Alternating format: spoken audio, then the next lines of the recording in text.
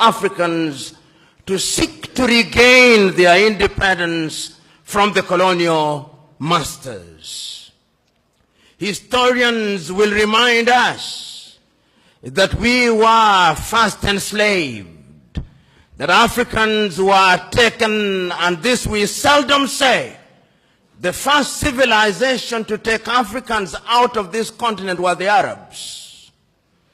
And they took Africans from the eastern coast.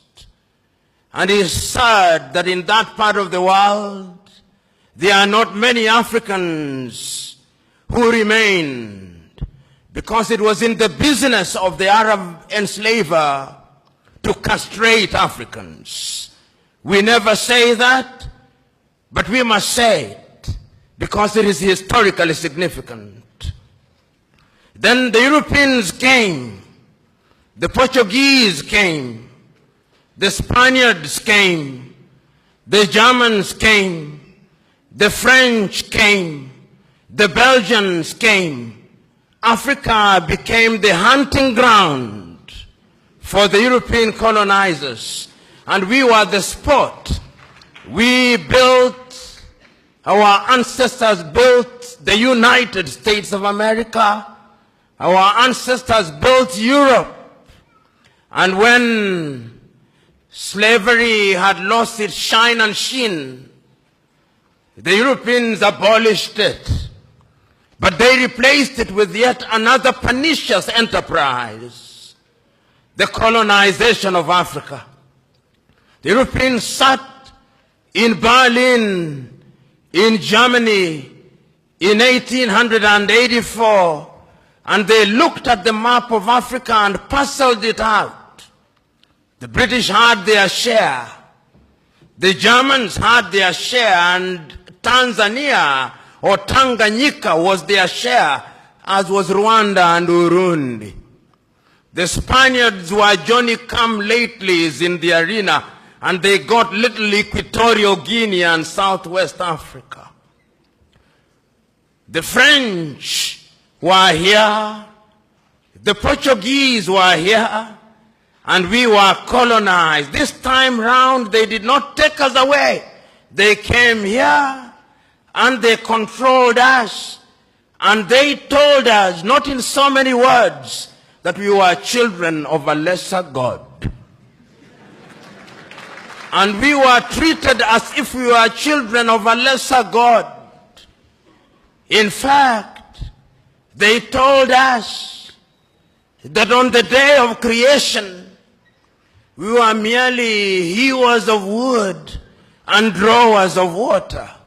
And if anybody were to doubt it in 1948, it was more blatant when Hendrik Verwoerd instituted the apartheid regime in South Africa. But yet there is a sense in which the God that we worship never sleeps. The colonial enterprise ran its course, and the European tribes, the Europeans never called themselves tribes, they called them nations, were engaged in a war. First in 1918, the European tribes fought. And they had something called the League of Nations, which died. Then they fought again in 1945. And what is unique about the European nations is that when they are engaged in tribal wars, they call them world wars. So there was another war between 1945, 1939 and 1945, and after that, a new kid on the block, the United States of America, took the lead in saying that colonialism was something that was undesirable. But at that time, Africans were never quiet. Those who had been taken out had already started agitating. Many of us here will remember Marcus Garvey, of whom Bob Marley says, Garvey was a buffalo soldier in the heart of America. And many of us will remember W.E.B. Du Bois. Many of us will remember that they started agitating that Africans must regain their dignity and their independence. And indeed, in 1847, in Liberia, a small group of Africans were brought back in Monrovia, and Liberia became the first independent black nation in the continent of Africa. So soon thereafter, in Sierra Leone, they also created yet another colony. But Africa was colonized, except Ethiopia, which they tried to take in 1938 and exiled Professor Dr. Haile Selassie. And unfortunately, they were defeated, as you remember, in the Battle of Adwa. Africa can defeat European tribes. This history is necessary that we are able to appreciate the freedom that we gained.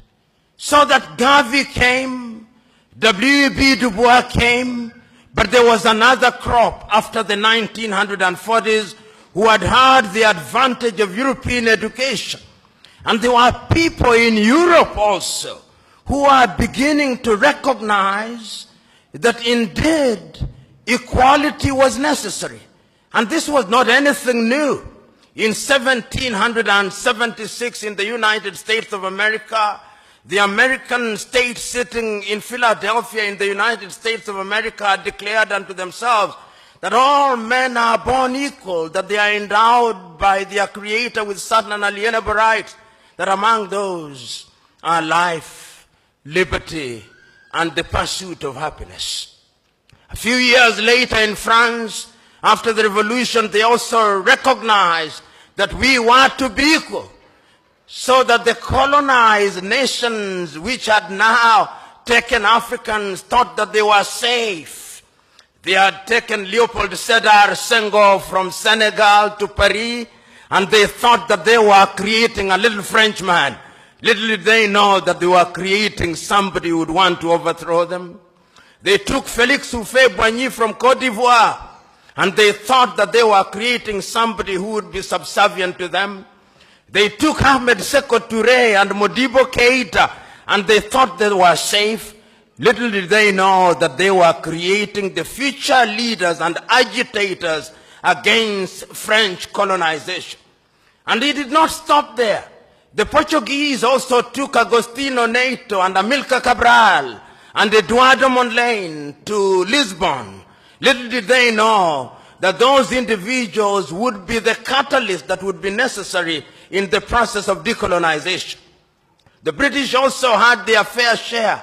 They took others. They took Mwalimu Kambarage Nyerere, Hastings Kamuzu Banda, Kenneth David Kaunda, and many others to the United Kingdom, Jomo Kenyatta. Little did they know that those would be the individuals who sometimes later, and in Ghana, of course, they took the Osagyefo, Kwame Nkrumah, and in Nigeria they took Dr. Nnamdi Azikiwe, Abubakar Tafawa Balewa, and Sir Ahmadu Bello, the Sultan of Sokoto. There is a sense, therefore, in which these individuals started recognizing that having been enslaved, having been colonized, we now had to liberate ourselves. And the agitation started. And Kwame Nkrumah and his Ghana acquired independence in 1957. And I still can hear Kwame Nkrumah through the vicissitudes of time saying in Accra, Ghana, that Ghana is free and will never be colonized again. But the freedom of Ghana means nothing if the rest of Africa is not free. I can hear